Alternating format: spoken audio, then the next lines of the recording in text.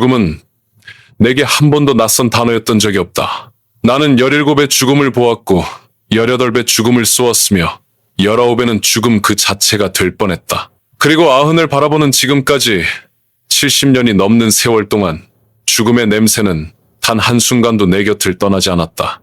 그것은 눅눅한 여름밤의 공기처럼 혹은 뼈마디가 쑤시는 겨울의 한기처럼 늘 내 삶의 배경을 이루는 익숙한 감각이었다. 사람들은 6.25를 잊혀진 전쟁이라 부른다. 맞는 말일지도 모른다. 텔레비전 속의 세상은 하루가 다르게 변하고 손주 녀석이 들여다보는 손바닥만한 기계 속에서는 국적도 모를 사내들이 나와 알아들을 수 없는 노래를 부르며 춤을 춘다. 그 찬란하고 소란스러운 세상 속에서 반세기하고도 20년이 더 지난 전쟁의 기억 따위가 들어설 자리는 없어 보였다. 하지만 내게 전쟁은 단 한 번도 과거였던 적이 없다. 그것은 내 오른쪽 다리에 박힌 채 빠지지 않는 파편처럼 날이 굳을 때마다 나를 후벼 파는 생생한 현재다. 오늘처럼 비가 내리려는 날이면 특히 더 그렇다. 대기 중에 무겁게 내려앉은 습기는 단순한 물기가 아니다. 그것은 흙과 화약과 피가 뒤섞여 코를 찌르던 그날의 공기다. 나는 다시 1951년 겨울 강원도의 이름 모를 고지로 돌아간다. 사흘에는 바람이 낡은 군복을 뚫고 들어와 뼛속까지 시렸다. 손과 발의 감각은 이미 사라진 지 오래였고 유일하게 느껴지는 것은 지독한 허기와 죽음에 대한 공포뿐이었다. 김진규 이병, 정신 안 차려. 소대장의 불호령이 귓가를 때렸다. 나는 참호에 얼어붙은 흙을 파내며 간신히 고개를 끄덕였다. 바로 옆에서 나와 같이 보리를 갈다 끌려온 동양 친구 만식이가 부르르 몸을 떨고 있었다. 녀석의 입술은 새파랗게 질려 있었고 눈은 이미 초점을 잃은 지 오래였다. 나는 내 품속에 고이 간직했던 마른 건빵 조각을 꺼내 녀석의 입에 넣어주었다. 살아남아야 했다. 어떻게든 살아남아서 고향에 계신 어머니가 끓여주시던 뜨끈한 장국밥 한 그릇을 다시 먹어야 했다. 그것이 당시 내 삶의 유일한 목표이자 희망이었다. 새벽의 어둠을 뚫고 적의 공세가 시작된 것은 바로 그때였다. 찢어지는 나팔 소리와 함께 칠흑 같던 산 능선 너머로 수많은 인형이 개미떼처럼 몰려왔다. 어디서 그런 힘이 났을까?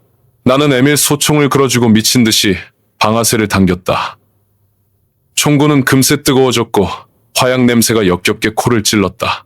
사람이 사람을 죽인다는 죄책감 따위는 없었다. 저들을 죽이지 않으면 내가 죽는다는 짐승의 본능만이 나를 지배했다. 얼마나 시간이 흘렀을까? 사방에서 터지는 포탄 소리에 귀는 먹먹해졌고 하늘은 온통 붉은 빛으로 물들었다. 그때였다. 바로 내 옆 참호에 포탄 한 발이 떨어졌다. 꽝! 하는 굉음과 함께 내 몸이 종이장처럼 공중으로 떠올랐다. 그리고 잠시 아주 짧은 순간의 정적. 나는 그 찰나의 순간에 보았다. 방금 전까지 내 옆에서 총을 쏘던 만식이의 몸이 산산조각 나 흩어지는 것을. 그리고 내 오른쪽 다리가 내 몸에서 분리되어 저만치 날아가는 것을. 아이고 할아버지 또 이러고 계시네. 방에 들어가서 주무시라니까. 현관문이 열리는 소리와 함께 아랫집에 사는 박씨의 쩌렁쩌렁한 목소리가 나를 악몽 같은 과거에서 현실로 건져 올렸다. 어느새 나는 낡은 소파에 기댄 채 식은땀을 흘리고 있었다. 창밖은 이미 어둑해져 있었고 빗방울이 유리창을 때리는 소리가 요란했다. 나는 애써 웃어 보이며 몸을 일으켰다. 절뚝. 의족을 낀 오른쪽 다리가 내 의지와는 상관없이 바닥에 끌리며 둔탁한 소리를 냈다. 이 소리는 지난 70여 년간 나의 또 다른 이름이었다. 허허, 이거 깜빡 잠이 들었나 보구만. 신경 써줘서 고마워요. 고맙긴요. 식사는 하셨어요? 제가 김치찌개 좀 끓였는데 한 그릇 갖다 드릴까요? 아니, 괜찮아. 이따 아들놈 오면 같이 먹기로 했어. 나는 손사래를 치며 박씨를 돌려보냈다. 거짓말이다. 아들놈이 이 좁아터진 월세방에 마지막으로 들른 것이 언제였는지 기억조차 가물가물하다. 녀석은 늘 바빴다. 먹고 살기 바쁘고 제 자식들 건사하기 바빴다. 한때는 그 아들이 내 유일한 자랑이자 삶의 이유였다. 전쟁에서 돌아와 성취하는 몸으로 공사판을 전전하고 밤에는 양복점 보조로 일하며 삭바느질을 했다. 내가 못 배운 한을 풀기 위해 녀석만큼은 번듯하게 키우고 싶었다. 다행히 아들은 내 기대를 저버리지 않고 좋은 대학을 나와 대기업에 취직했다. 나는 이제야 내 고생이 끝났다고 아들 덕 좀 보며 살 수 있겠다고 생각했다. 하지만 세상은 내 생각처럼 흘러가지 않았다. 아들은 결혼과 함께 나에게서 멀어졌다. 처음에는 한 달에 한 번 오던 것이 두 달에 한 번이 되고 이제는 명절에도 얼굴 보기 힘든 귀한 몸이 되었다. 며느리는 대놓고 나를 짐 취급했고 손주 녀석들은 절뚝이는 할아버지를 창피했다. 나는 그들의 세상에서 구시대의 유물 같은 존재였다. 한 번은 아들놈과 크게 다툰 적이 있다. 녀석이 사업을 하다 큰 빚을 지게 되었는데 나를 찾아와 유공자 혜택으로 대출이라도 더 받을 수 없냐고 물었다. 나는 평생 누구에게 아쉬운 소리 한 번 안 하고 살아온 자존심에 불호령을 내렸다. 이놈아, 내가 나라에 다리 한 짝 바치고 받은 훈장을 고작 내 놈 빚 갚는 데 쓰란 말이냐. 그러자 녀석이 눈을 희번덕이며 대들었다. 아버지, 그놈의 훈장. 그게 밥 먹여줘요. 아버지가 평생 그 다리로 고생하며 사는 동안 나라가 아버지한테 해준 게 뭐가 있는데요. 고작 한 달에 몇 푼 나오는 연금으로 약값이나 겨우 되는 주제에 아직도 그런 헛된 자부심을 붙들고 사세요? 제발 정신 좀 차리세요. 그날 아들의 말은 비수가 되어 내 가슴에 밝혔다. 틀린 말이 하나도 없었기 때문이다. 그렇다. 나라는 나에게 아무것도 해주지 않았다. 내가 피 흘려 지킨 이 땅은 눈부시게 발전했지만 그 발전의 과실은 나와는 상관없는 딴 세상 이야기였다. 나는 한강의 기적 뒤편에서 묵묵히 가난과 싸워야 했던 수많은 그림자 중 하나일 뿐이었다. 그래도 나는 후회하지 않았다. 아니, 후회하지 않는다고 스스로를 세뇌하며 살았다. 나는 내 방 가장 잘 보이는 곳에 낡은 태극기 하나를 걸어두었다. 색이 바래고 가장자리가 해졌지만 내게는 그 어떤 것보다 소중한 보물이었다. 아침에 눈을 뜨면 태극기를 향해 경례를 하고 저녁에 잠자리에 들기 전에는 나라의 안녕을 기도했다. 그것은 나의 오랜 습관이자 나의 정체성을 확인하는 의식이었다. 내가 지킨 조국이 번영하고 있다는 사실 하나만으로 나의 희생은 헛되지 않았다고 믿었다. 나의 애국심은 어쩌면 이 비루한 삶을 버티게 해준 마지막 자존심이었는지도 모른다. 며칠 전 지독한 기침이 멈추지 않아 동네 의원을 찾았다. 의사는 내 가슴 사진을 한참 동안 들여다보더니 어렵게 입을 뗐다. 폐에 좋지 않은 것이 보인다며 큰 병원에 가서 정밀 검사를 받아보라고 했다. 그의 표정과 말투에서 나는 내게 남은 시간이 얼마 없음을 직감했다. 죽음의 그림자가 이제는 내 등 뒤가 아니라 바로 눈앞까지 다가와 있었다. 집으로 돌아오는 길, 나는 버스 창밖으로 빠르게 스쳐 지나가는 서울의 풍경을 멍하니 바라보았다. 높이 솟은 빌딩들, 거리를 가득 메운 자동차들, 화려한 옷을 입고 웃고 떠드는 젊은이들. 내가 지켜낸 세상은 저토록 눈부시게 빛나고 있었다. 하지만 그 풍경 속 어디에도 나의 자리는 없어 보였다. 나는 철저한 이방인이었다. 그 순간 내 머릿속에서 한 가지 질문이 떠올랐다. 평생을 의심 없이 끌어안고 살아온 나의 이 애국심이란 대체 무엇인가? 누구를 위한 것이었으며 나에게 무엇을 남겼는가? 다리 한쪽과 맞바꾼 조국, 아들의 원망과 맞바꾼 자부심, 그리고 이제 죽음과 맞바꾸게 될 이 허무함. 나는 내 삶의 마지막 페이지에 서서 이 지독한 질문에 대한 답을 찾아야만 했다. 그것은 어쩌면 전쟁보다 더 잔인하고 가난보다 더 고통스러운 싸움이 될 것임을 예감했다. 의사의 선고 아닌 선고를 받은 며칠 뒤 나는 평생 처음으로 내 의지로 길을 나섰다. 목적지는 동작동 국립서울현충원이었다. 이상한 일이었다. 그곳은 나와 같은 사람들이 묻혀있는 곳. 어쩌면 내가 진작에 갔어야 할 곳이었지만 나는 단 한 번도 그곳을 찾지 않았다. 전우들의 기일에도 현충일에도 나는 그저 내 좁은 방에서 묵념을 올리는 것으로 마음을 대신했다. 그곳에 잠든 녀석들을 마주할 면목이 없어서였을까? 아니면 그들의 고요한 죽음과 나의 소란스러운 삶을 비교하게 될까 두려워서였을까? 나 자신도 알 수 없는 이유로 나는 그곳을 외면하며 살아왔다. 하지만 이제는 가야만 했다. 내 삶을 짓누르는 이 거대한 질문의 실마리라도 찾기 위해서는 죽은 자들의 침묵에라도 귀를 기울여야 할 것 같았다. 지하철을 몇 번이나 갈아타고 도착한 현충원은 내 상상과는 사뭇 다른 풍경이었다.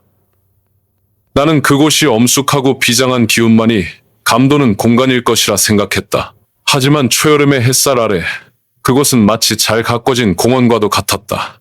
가족 단위로 나들이를 나온 사람들, 손을 잡고 웃으며 거니는 젊은 연인들, 심지어는 유모차를 끌고 산책을 나온 아기 엄마들까지 그들의 평화로운 모습은 이곳에 잠든 수많은 원혼의 무게와는 어울리지 않는 희미한 부조화를 이루고 있었다. 나는 그들의 활기찬 웃음소리를 배경으로 절뚝거리며 묘역을 향해 걸었다. 마치 살아있는 유령이 된 기분이었다. 사병 제3묘, 빼곡하게 들어선 비석들이 마치 도열한 군인들처럼 나를 맞았다. 나는 그 사이를 천천히 걸었다. 육군 이등병 김만식. 나는 어느 비석 앞에서 걸음을 멈췄다. 내 옆 참호에서 산산조각 났던 고향 친구 만식이의 이름이었다. 나는 주머니에서 꼬깃꼬깃한 손수건을 꺼내 비석에 맺힌 이슬을 정성스레 닦아주었다. 비석에는 이름 석자와 군번, 그리고 차가운 사망일시만이 새겨져 있었다. 20회의 짧은 생을 살다간 한 청년의 꿈과 희망, 절망과 공포는 그 어디에도 기록되어 있지 않았다. 만식아, 나 진규다.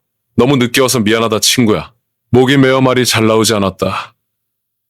나는 비석 앞에 털썩 주저앉았다. 너는 후회하지 않느냐? 우리가 목숨 바쳐 지킨 세상이 이렇게 변할 줄 알았더냐?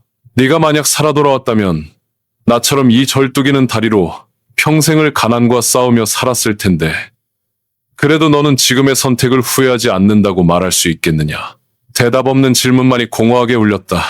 나는 만식이의 비석을 어루만지며 전쟁 직후의 기억을 떠올렸다. 육군병원에서 의족을 처음 착용하던 날, 나는 걷는 법을 잊어버린 아이처럼 수없이 넘어지고 일어서기를 반복했다. 그때마다 나를 일으켜 세운 것은 갓 태어난 아들놈의 얼굴과 어떻게든 살아남아 이 녀석을 지켜야 한다는 아버지로서의 책임감이었다. 나는 닥치는 대로 일을 했다. 성취하는 다리로 연탄을 배달했고 구두를 닦았으며 밤에는 공사장에서 벽돌을 날랐다. 남들이 고속도로를 닦고 공장을 짓고 아파트를 올리며 한강의 기적을 노래할 때 나는 그 기적의 가장 낮은 곳에서 신음하며 내 가족의 생계를 책임져야 했다. 나라를 재건하는 영광스러운 역사의 현장에 나는 없었다. 내게 허락된 것은 오직 가족의 생존을 위한 처절한 사투뿐이었다. 한 번은 구청에 찾아가 유공자 지원에 대해 문의한 적이 있었다. 하지만 절차는 복잡했고 서류는 까다로웠으며 나를 대하는 젊은 공무원의 태도는 귀찮음으로 가득했다. 그는 내가 내민 낡은 상위군 인증을 흘깃보더니 서류가 미비하다는 말만 기계처럼 반복했다. 나는 그 자리에서 울컥치미는 분노를 참지 못하고 소리쳤다. 이보시오, 젊은 양반. 내가 누군지 알고 이따위로 대하는 거요. 나 이 나라 지키다가 다리 한짝 잃은 사람이요. 그러자 그는 코웃음을 치며 대꾸했다. 할아버지만 나라 지켰어요? 여기 오는 분들 다 사연 하나씩은 있어요. 절차대로 하세요. 절차대로.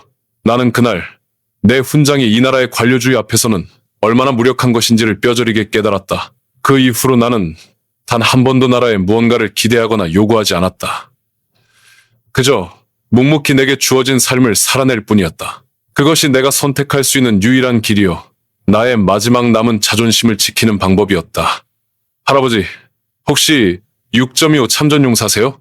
상념에 잠겨있던 나를 깨운 것은 앳된 목소리였다. 고개를 들어보니 교복을 입은 중학생으로 보이는 아이들 대여섯 명이 나를 내려다보고 있었다. 아마도 학교에서 단체로 현충원을 찾은 모양이었다. 나는 말없이 고개를 끄덕였다. 아이들은 신기한 것을 발견했다는 듯 눈을 반짝이며 내 주위로 몰려들었다. 우와, 진짜요? 저희 역사책에서만 봤는데 그때 정말 무서웠어요? 총도 쏴보셨어요? 북한군 많이 죽이셨어요? 아이들의 질문은 순수했지만 내게는 칼날처럼 날아와 밝혔다. 이 아이들에게 전쟁은 그저 교과서 속의 활자이거나 컴퓨터 게임 속의 오락거리일 뿐이었다. 친구의 죽음, 찢겨나간 내 다리의 고통, 그리고 70년이 넘도록 나를 괴롭히는 이 악몽 같은 기억들이 이 아이들의 세상과는 아무런 상관이 없었다. 나는 이 아이들을 위해 싸웠다고, 이들의 평화로운 오늘을 위해 내 청춘을 바쳤다고 말할 수 있을까? 나는 아이들에게 아무 대답도 해줄 수 없었다. 그저 쓴웃음을 지으며 자리에서 일어났다. 아이들은 멋쩍은 듯 흩어졌고 나는 다시 혼자가 되었다. 나는 만식의 비석을 뒤로하고 무거운 발걸음을 옮겼다. 애국심, 내가 평생을 끌어안고 살아온 그 숭고하고 아름다운 단어가 오늘따라 유난히 공허하고 낯설게 느껴졌다. 현충원을 빠져나오는 길, 나는 위패봉황관에 잠시 들렀다. 그곳에는 이름조차 찾지 못한 무명용사들의 위패가 끝도 없이 늘어서 있었다. 나는 그 수많은 무명시들의 이름을 하나하나 눈에 담았다. 그들은 누구였을까? 그들에게는 어떤 꿈이 있었을까? 그들의 마지막 순간, 그들의 머릿속을 스쳐 지나간 것은 과연 조국의 안녕이었을까? 아니면 고향에 두고 온 늙은 어머니의 얼굴이었을까? 나는 그곳에서 내 질문에 대한 답을 찾지 못했다. 오히려 더 큰 혼란과 의문만이 내 마음을 무겁게 짓눌렀다. 평생을 단단하게 나를 지탱해주던 신념의 기둥이 이제는 뿌리부터 흔들리고 있었다. 나는 이 흔들리는 세상 속에서 과연 내 삶의 의미를, 내 애국심의 진정한 가치를 찾아낼 수 있을까? 어쩌면 나는 죽는 순간까지 이 지독한 질문에 답을 찾지 못한 채 눈을 감게 될지도 모른다. 시간은 이제 정말로 얼마 남지 않았다. 현충원을 다녀온 그날 이후 내 안에 무언가가 결정적으로 부서져 내렸다. 이전까지는 그저 희미한 의문과 서글픔이 안개처럼 나를 감싸고 있었다면 이제는 날카로운 유리 파편이 되어 내 속을 헤집는 듯한 통증이 시작되었다. 밤에는 잠을 이룰 수 없었다. 눈을 감으면 만식이의 텅 빈 눈과 총 많이 쏴봤어요?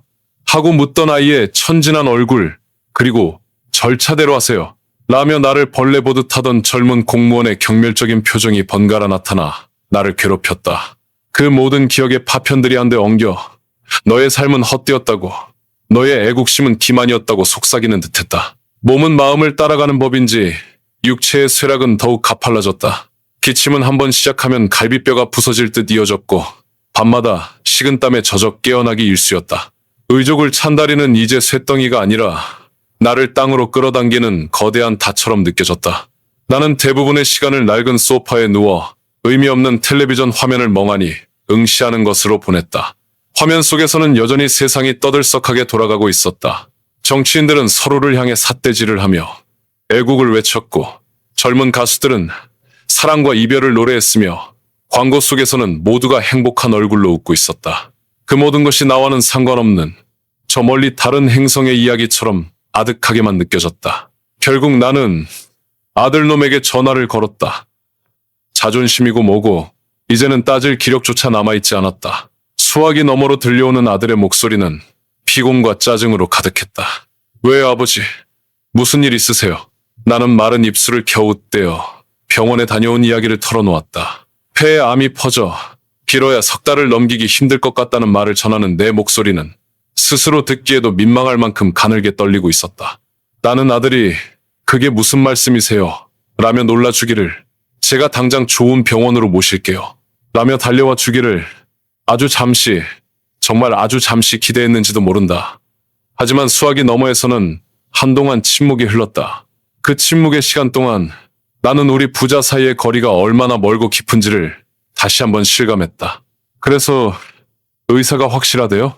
한참 만에 들려온 아들의 목소리에는 슬픔이나 충격보다는 사실관계를 확인하려는 듯한 냉정함이 묻어 있었다. 나는 힘없이 그렇다고 대답했다. 아들은 알았다는 짧은 대답과 함께 조만간 한번 들르겠다는 말을 남기고 전화를 끊었다. 나는 뚜뚜뚜 하는 무기질의 신호음을 들으며 전화기를 든 채 한참을 허공을 응시했다. 가슴 한구석에서 희미하게 타오르던 마지막 기대의 불씨마저 차갑게 꺼져버렸다. 아들은 며칠 뒤에 정말로 나를 찾아왔다. 하지만 그의 손에는 내가 기대했던 과일 바구니나 영양제 대신 서류 뭉치 몇 개가 들려 있었다. 그는 내 앞에 서류를 펼쳐놓으며 마치 비즈니스 협상이라도 하듯 본론부터 꺼냈다. 아버지, 제가 알아봤는데요. 지금이라도 국가유공자 등록을 제대로 다시 하면 사망 시에 보상금이랑 연금이 꽤 나온다고 하더라고요. 절차가 좀 복잡하긴 한데 제가 발로 뛰면 어떻게든 해볼 수 있을 것 같아요. 나는 내 귀를 의심했다. 이놈이 지금 무슨 말을 하고 있는 것인가? 죽음을 앞둔 애비 앞에서 고작 돈 이야기를 꺼내고 있는 것인가? 필요한 서류가 몇 개 있는데 아버지 군번이랑 소속 부대 기록 같은 게 있어야 해요. 혹시 옛날 군인 수첩 같은 거 가지고 계신 거 있으세요? 아들은 내 표정 따위는 아랑곳하지 않고 말을 이어갔다. 그의 눈은 탐욕으로 번들거리고 있었다. 그 순간 나는 깨달았다. 아들에게 나의 죽음은 슬픔이 아니라 돈을 만질 수 있는 마지막 기회일 뿐이라는 것을, 내가 평생을 지켜온 신념, 내 다리 한 짝과 맞바꾼 자부심이 내 아들에게는 고작 몇 푼의 보상금으로 환산되는 상품에 불과했다. 나가라. 내 입에서 얼음장같이 차가운 목소리가 흘러나왔다.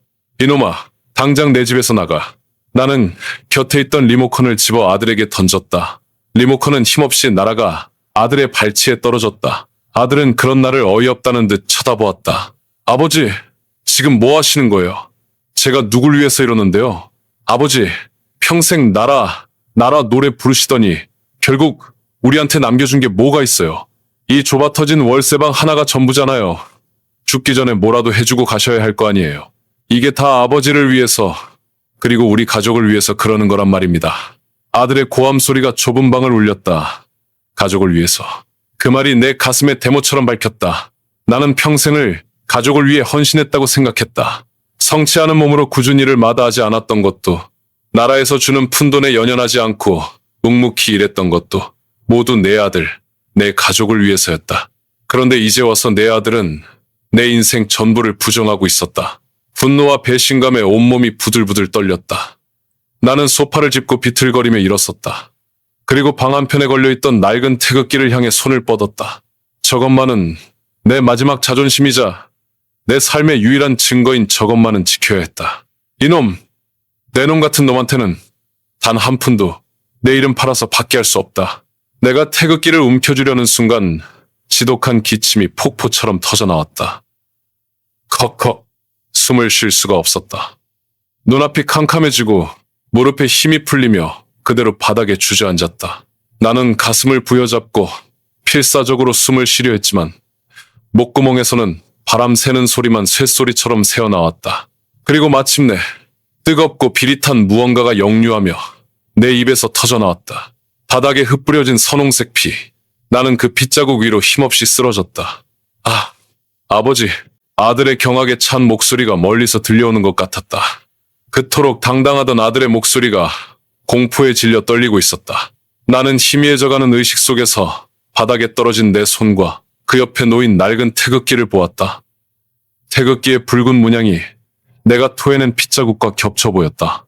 내가 평생을 지키고자 했던 것, 그리고 나를 배신한 것. 그 모든 것이 한데 뒤엉켜 비극적인 희극처럼 나를 비웃고 있었다. 만시가, 나도 이제 곧 가나보다. 어둠이 나를 완전히 집어삼키기 직전 나는 70년 전 그날처럼 나를 부르던 친구의 목소리를 들은 것 같았다. 죽음의 문턱은 생각보다 평온했다. 소리도, 빛도, 고통도 없는 완전한 무모의 공간. 나는 그 끝없는 어둠 속을 한없이 떠내려가고 있었다. 차라리 이대로 모든 것이 끝나버렸으면 좋겠다고 생각했다. 지긋지긋한 통증도, 나를 짓누르던 배신감과 허무함도 이 어둠 속에서는 아무런 힘을 쓰지 못했다. 그런데 그 순간 저 멀리서 희미한 빛 하나가 보이기 시작했다. 그리고 그 빛과 함께 나를 부르는 목소리가 들려왔다. 아버지, 아버지 제발 눈 좀 떠보세요. 아버지! 아들놈의 목소리였다.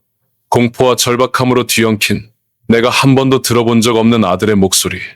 그 목소리가 밧줄처럼 나를 어둠 속에서 건져 올렸다.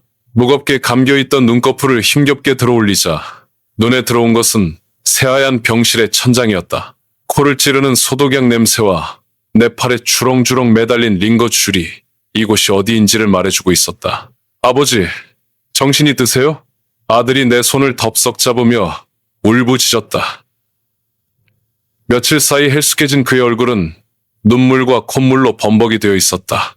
탐욕으로 번들거리던 그의 눈은 이제야 아비의 죽음 앞에서 공포를 느낀 한 아들의 눈으로 돌아와 있었다. 나는 그를 향해 무언가 말을 하려 했지만 목에서는 가래 끓는 소리만 나올 뿐이었다. 의사 선생님, 우리 아버지 깨어나셨어요. 아들의 외침에 의사와 간호사가 달려왔다. 그들은 내 상태를 살피며 자기들끼리 분주하게 무언가 이야기를 나눴다. 나는 그들의 입모양을 보며 내게 남은 시간이 정말로 얼마 없음을 어렴풋이 짐작할 수 있었다. 아들은 내 곁을 떠나지 않고 밤새 나를 간호했다. 젖은 수건으로 내 얼굴을 닦아주고 마른 입술을 적셔주었다. 하지만 우리는 아무런 대화도 나누지 않았다. 아니, 나눌 수가 없었다. 우리 부자 사이를 가로막고 선 절망의 벽은 너무나도 높고 단단했다. 다음날 오후, 병실 문이 조심스럽게 열리며 한 중년의 사내가 안으로 들어섰다. 나는 처음 보는 얼굴이었지만 그의 손에 들린 과일 바구니와 어색한 표정으로 보아 아들의 지인쯤이라 생각했다. 그런데 그는 아들에게 짧게 목례를 하더니 내 침대맡으로 다가와 쿵 소리가 나게 무릎을 꿇었다. 어르신, 이제야 찾아뵈어서 정말 죄송합니다. 그는 갑자기 바닥에 엎드려 큰 절을 올렸다. 나와 아들은 영문을 몰라 어리둥절한 채 그를 바라보았다. 사내는 고개를 들어 눈물로 젖은 얼굴을 보이며 떨리는 목소리로 말을 이었다. 저는 김만식의 아들 김용수라고 합니다. 김만식. 그 이름을 듣는 순간 내 심장이 멎는 듯했다. 70년 전 내 옆에서 산산조각 났던 내 친구 만식이. 나는 믿을 수 없다는 듯 눈을 크게 떴다. 저희 아버지가 돌아가시기 전에 항상 어르신 말씀을 하셨다고 합니다. 전쟁통에 자신에게 건빵한 조각을 나눠주고 마지막 순간까지 함께 싸워준 친구가 있었다고요. 그리고 아버지가 돌아가신 후에 어르신께서 매달 저희 어머니께 몰래 생활비를 보내주셨다는 것도 얼마 전에 유품을 정리하다가 알게 되었습니다. 사내, 아니 만식이의 아들은 품에서 낡은 편지 봉투 몇 개를 꺼내 보였다. 그것은 내가 매달 쌀쌀 돈과 약값을 쪼개어 익명으로 만식이의 아내에게 보냈던 돈 봉투였다. 나는 그것이 내 마지막 남은 전우회이자 친구를 지키지 못했다는 죄책감을 더는 유일한 방법이라 생각했다. 그 누구에게도 알리고 싶지 않았던 나만의 비밀이었다. 어머니는 평생 그 돈을 보내준 분이 하늘에서 아버지가 보살펴주는 것이라 믿으셨습니다. 덕분에 저는 무사히 대학까지 마치고 지금은 작은 회사를 운영하며 남부럽지 않게 살고 있습니다. 이 모든 것이 어르신 덕분입니다. 평생을 저희 가족의 은인으로 사셨는데 저는 그것도 모르고 이제야 찾아뵈어서 정말 면목이 없습니다. 그는 다시 한번 바닥에 엎드려 오열했다. 나는 아무 말도 할 수 없었다. 그저 멍하니 울고 있는 만식이의 아들과 충격에 휩싸인 내 아들의 얼굴을 번갈아 볼 뿐이었다. 내 아들은 그 자리에 못 박힌 듯 서 있었다. 그의 얼굴은 하얗게 질려 있었다. 아버지가 평생을 헛된 자부심에 빠져 산다고 원망했는데 그 아버지는 자신이 모르는 곳에서 한평생을 다른 이의 삶을 책임지는 진짜 헌신을 하고 있었던 것이다. 아버지가 움켜쥐려 했던 것은 고작 몇 푼의 보상금이 아니라 전우와의 마지막 약속이자 한 인간으로서의 존엄성이었다. 아들은 비틀거리며 내게 다가왔다. 그리고 만식이의 아들 옆에 똑같이 무릎을 꿇었다. 아버지, 제가 잘못했습니다. 아들의 입에서 터져나온 것은 통곡이었다. 저는 아버지가 지키려 했던 것이 무엇인지도 모르고 아버지를 원망만 했습니다. 아버지가 얼마나 고통스럽게 살아오셨는지 헤아리지 못하고 제 욕심만 채우려 했습니다. 아버지, 용서하지 마세요. 저는 아버지를 아들이라 부를 자격도 없는 놈입니다. 아들은 내 다리를 붙잡고 아이처럼 울었다. 그 순간 내 눈에서도 뜨거운 것이 흘러내렸다. 나는 평생을 외롭게 싸워왔다고 생각했다. 나라에게도 가족에게도 버림받았다고 생각했다. 하지만 아니었다. 나의 작은 몸짓 하나가 한 가족의 삶을 지탱하는 기둥이 되어주고 있었다. 나의 애국심은 정부 청사나 현충탑에 있는 것이 아니었다. 그것은 전쟁터에서 죽어간 친구의 마지막 눈빛 속에 그리고 그 아들의 뜨거운 눈물 속에 살아 숨쉬고 있었다. 나는 힘겹게 손을 들어 울고 있는 내 아들의 머리를 쓰다듬었다. 아들이 놀란 듯 고개를 들었다. 나는 희미하게 미소를 지어 보였다. 됐다, 이놈아. 이제라도 알았으면 됐다. 목소리는 나오지 않았지만 내 마음은 아들에게 전해졌으리라 믿는다. 그 순간 나를 짓누르던 모든 혼란과 분노, 허무함이 눈 녹듯 사라지는 것을 느꼈다. 애국심, 그것은 국가라는 거대한 이름에 대한 맹목적인 충성이 아니었다. 그것은 사람에 대한 사랑이었고 내가 발딛고 선 이 땅의 이웃들을 향한 책임감이었으며 더 나은 세상을 물려주고 싶은 소망이었다. 나는 내 삶의 마지막 순간에 이르러서야 내가 평생을 바쳐 지켜온 것의 진짜 의미를 깨닫게 된 것이다. 나는 내 아들과 내 친구의 아들을 번갈아 보았다. 그리고 그들의 어깨 너머로 창밖에 눈부신 세상을 보았다. 내가 지킨 것은 바로 저들이었다. 그날 이후 병실의 공기는 달라졌다. 코를 찌르던 소독약 냄새는 여전했지만 그 속을 채우고 있던 절망과 원망의 냄새는 사라지고 그 자리에는 어색하지만 따뜻한 온기가 조용히 내려앉았다. 아들은 내 곁을 지켰다. 하지만 그는 더 이상 돈과 보상금을 계산하던 그 아들이 아니었다. 그는 70년의 세월을 건너 비로소 아비의 삶을 이해하기 시작한 한 명의 아들이 되어 있었다. 말이 없는 우리에게는 눈빛과 손짓만이 유일한 대화 수단이었다. 수십 년간 굳은 살이 박여 무뚝뚝하기만 했던 아들의 손이 이제는 조심스럽고 따뜻했다. 나는 앙상하게 마른 내 손으로 그런 아들의 손을 힘없이 잡아주는 것으로 고마움을 전했다. 우리는 잃어버렸던 수십 년의 시간을 그렇게 서툴고 더딘 방식으로 다시 쌓아 올리고 있었다. 만식이의 아들 영수도 매일같이 병실을 찾았다. 그는 내게 아버지를 대신해 아들이 되어주겠다며 자신의 회사 이야기, 자식들 이야기를 두서없이 늘어놓았다. 나는 그저 희미하게 웃으며 그의 이야기를 들어주었다. 내 친구 만식이가 저렇게 훌륭하고 반듯한 아들을 두었구나. 하늘에서 남아 보고 있다면 얼마나 기뻐할까. 내게 허락된 시간이 얼마 남지 않았음을 나는 매일 아침 가빠오는 숨을 느끼며 실감했다. 죽음이 두렵지는 않았다. 평생을 따라다니던 그림자였기에 이제 와서 새삼 무서울 것도 없었다. 다만 마지막으로 해야 할 일이 남아있었다. 나는 어느 날 오후 정신이 조금 맑을 때 아들을 불렀다. 그리고 힘겹게 손가락으로 내 낡은 월세방을 가리켰다. 아버지, 집에 뭐 두고 오신 거 있으세요? 나는 고개를 저었다. 그리고 다시 손가락으로 방 한편에 걸려있던 태극기의 위치를 허공에 그렸다. 내 뜻을 알아차린 아들은 잠시 망설이더니 조용히 고개를 끄덕이고 병실을 나섰다. 몇 시간 뒤 아들은 내 낡은 태극기를 품에 안고 돌아왔다. 색이 바래고 가장자리가 해진 초라하기 짝이 없는 천조각. 하지만 내게는 내 인생 그 자체보다 무거웠던 나의 훈장. 나는 아들에게 태극기를 내 가슴 위에 올려달라고 눈짓했다. 아들은 조심스럽게 마치 성물을 다루듯 태극기를 내 가슴에 펼쳐주었다. 까슬까슬한 천의 감촉이 느껴지자 이상하게도 마음이 평온해졌다. 나는 아들과 영수를 차례로 바라보았다. 그리고 마지막 힘을 다해 아주 작은 목소리로 입을 열었다.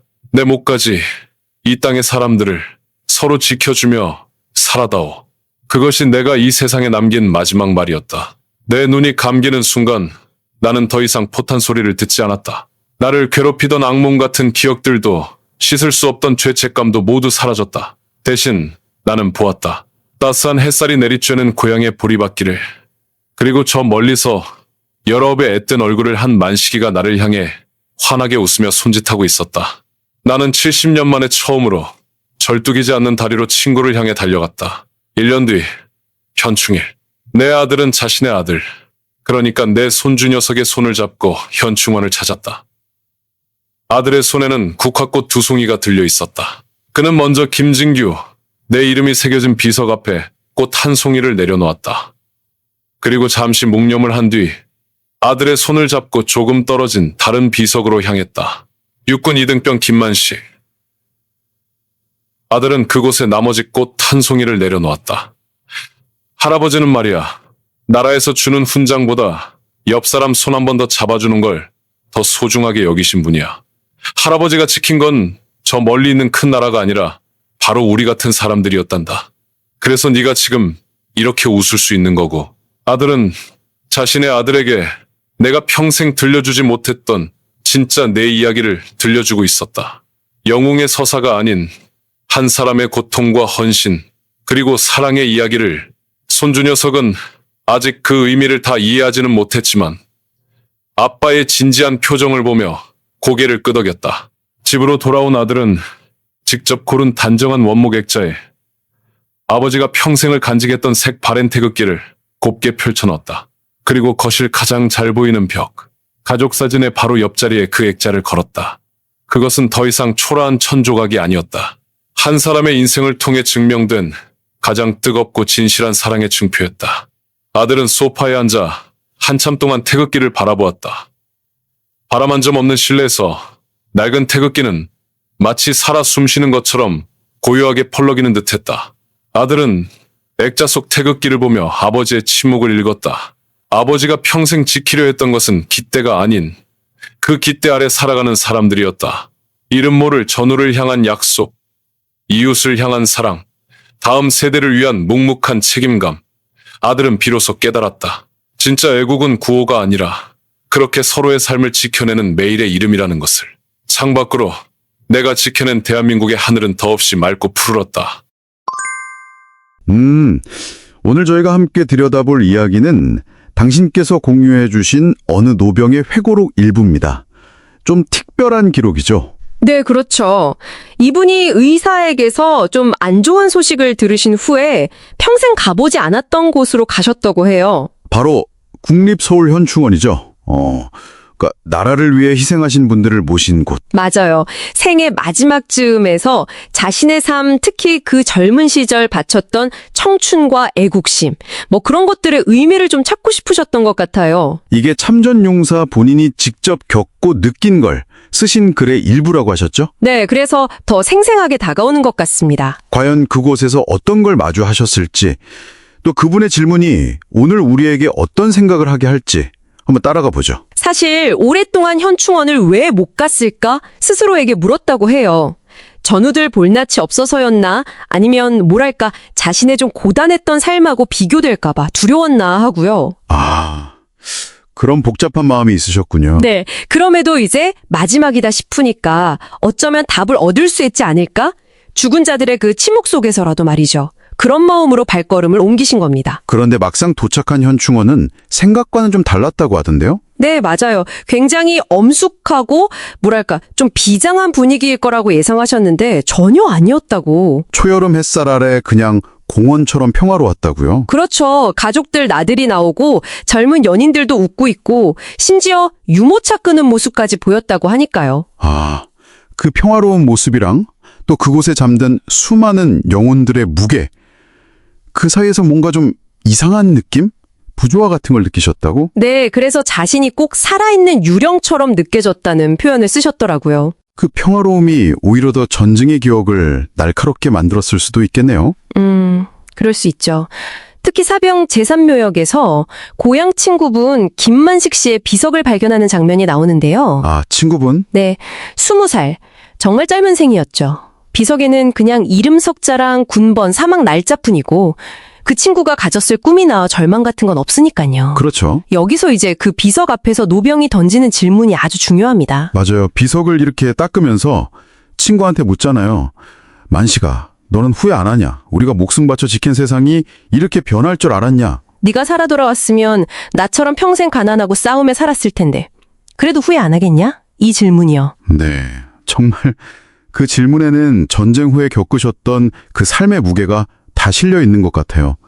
의족 달고 연탄 배달, 구두 닦기, 공사장 일까지. 소위 말하는 한강의 기적, 그 이면에서 개인이 겪어야 했던 고통이죠. 바로 그 지점에서 국가와 개인의 관계에 대한 어떤 회의감 같은 게 드러나는 것 같아요. 맞습니다. 특히 과거에 유공자 지원 알아보러 구청 갔던 경험이 그걸 확 키웠다고 해요. 그 얘기 좀 충격적이던데요. 낡은 상위군 인증, 그러니까 전쟁 때 다치신 증명서를 내미니까 젊은 공무원이 네, 차갑게 할아버지만 나라 지켰어요? 절차대로 하세요? 이렇게 말했다는 거죠. 정말 그 순간에 느꼈을 모멸감? 그 일 이후로 국가에 대한 기대는 그냥 접었다고 해요. 마지막 남은 자존심이라도 지키려고 그냥 묵묵히 사셨다는 거죠. 국가를 위한 희생이라는 그 거대한 말하고 개인이 현실에서 겪는 이 차가운 대우 사이의 간극이 너무 크네요. 그렇죠. 이런 상처가 현충원에서 만난 중학생들하고의 대화에서도 또 드러나요. 아이들은 그냥 순수하게 물어본 거잖아요.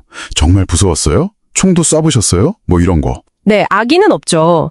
근데 그 순수함이 오히려 전쟁을 직접 겪은 세대라고 그냥 교과서나 게임으로만 아는 세대 사이에 그 깊은 거리감을 보여주는 거죠. 그래서 이 노병분이 아이들 질문에 제대로 답도 못하고 그냥 쓴 웃음만 짓고 자리를 피했다고? 네, 평생 믿어왔던 애국심이라는 단어조차 좀 흔들리는 그런 순간이었을 겁니다. 결국 답을 찾으러 가셨는데 오히려 더 혼란스러워지신 거네요. 그렇죠. 마지막으로 들리신 곳이 위패봉안관인데 이름 없이 무명일용사로 남은 그 수많은 위패들 앞에서 또 다른 질문에 빠지세요. 이분들은 마지막 순간에 조국을 생각했을까? 아니면 두고 온 가족을 떠올렸을까? 뭐 이런. 네, 답을 찾기는커녕 점점 더 깊은 혼란 속으로 들어가는 거죠. 평생 자신을 지탱해온 어떤 신념의 기둥이 막 흔들리는 걸 느끼셨다고. 결국 이 노병부는 현충원에서 명확한 답을 얻지로 못하신 거군요. 그렇습니다. 오히려 평생 간직해온 애국심이라는 가치랑 자신이 실제 살아온 고단한 현실 사이의 그 거리감, 또 변화된 세상과 다음 세대와의 간극, 이런 것들만 다시 확인하게 된 셈이죠. 아, 참 안타까운데요? 네. 그래서 이 이야기가 우리에게 묻는 것 같아요. 희생이라는 걸 우리가 어떻게 기억하고 또 어떻게 기려야 하는가.